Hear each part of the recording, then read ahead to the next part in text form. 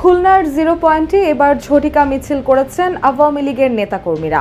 সম্প্রতি লক্ষ্য করা যাচ্ছে দলটি দেশের বিভিন্ন জায়গায় ঘন ঘন ঝটিকা মিছিল করছে, যা ক্রমশই বড় আকার ধারণ করছে বলে মনে করছেন নেটিজেনরা। গত এক সপ্তাহে রাজধানীর বিভিন্ন পয়েন্টে অর্ধশত ঝটিকা মিছিল বের করেছে দলটি। মিছিলে শেখ হাসিনা ভয় নাই, রাজপথ ছাড়ি নাই, শেখ হাসিনার সরকার বারবার দরকার এসব স্লোগান দিতে দেখা যায় নেতাকর্মীদের। আওয়ামী লীগের সাম্প্রতিক ঝটিকা মিছিল ও মাঠে সক্রিয় হওয়ার চেষ্টার পেছনে কিছু গুরুত্বপূর্ণ রাজনৈতিক বার্তা ও সম্ভাব্য কৌশল রয়েছে বলে মনে করছেন রাজনৈতিক মহলগুলো।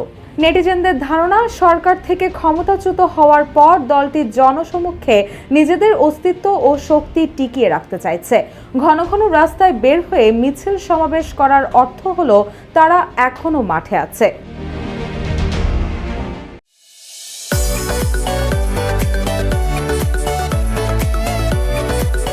এছাড়াও দীর্ঘ সময় ক্ষমতায় থাকার পর হঠাৎ পতন অনেক নেতাকর্মীর মধ্যে হতাশা তৈরি করেছে। ধারণা করা হচ্ছে এসব ঝটিকা মিছিলের মাধ্যমেই তাদের মধ্যে মনোবল ফিরিয়ে আনার চেষ্টা চলছে। কেউ কেউ আবার মনে করছেন রাজনীতিতে তৃতীয় বিকল্প শক্তি ঠেকানোর জন্য কিছু রাজনৈতিক শক্তি আওয়ামী লীগকে সাহায্য করছে। এমনকি আওয়ামী লীগকে সংসদে বিরোধী দল বানানোর জন্য পরিকল্পনাও চলছে।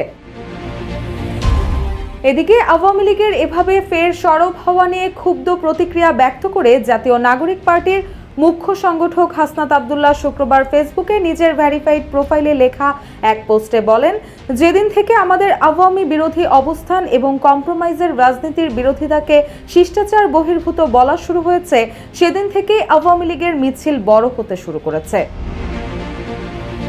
মিছিলের সংখ্যা বাড়ার সঙ্গে সঙ্গে আইন শৃঙ্খলা বাহিনীর তৎপরতাও বেড়ে গেছে। গত 8 ফেব্রুয়ারি থেকে শুরু করে 1 মার্চ পর্যন্ত 22 দিনে সারা দেশে অপারেশন ডেভিল হান্ট অভিযানে আওয়ামী লীগ ও তার অঙ্গ সংগঠনের 12,500 নেতাকর্মী গ্রেপ্তার করা হয়। এরপর থেকে আওয়ামী লীগের নেতাকর্মী গ্রেপ্তার অভিযান কিছুটা থেমেছিল।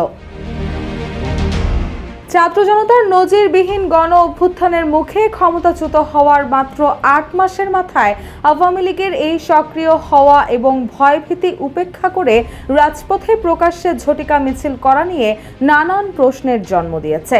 কারা তাদের নেপথ্যে থেকে মদত দিচ্ছে এবং কাদের আশ্রয় প্রশ্রয়ে দলটির নেতাকর্মীরা মাঠে নামছেন?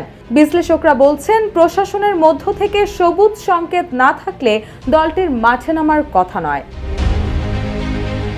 তবে গত রবিবার রাজধানীর বাড্ডায় আওয়ামী লীগের নেতাকর্মীরা একটি ঝটিকা মিছিল বের করার পর নড়ে চড়ে বসে স্বরাষ্ট্র উপদেষ্টা।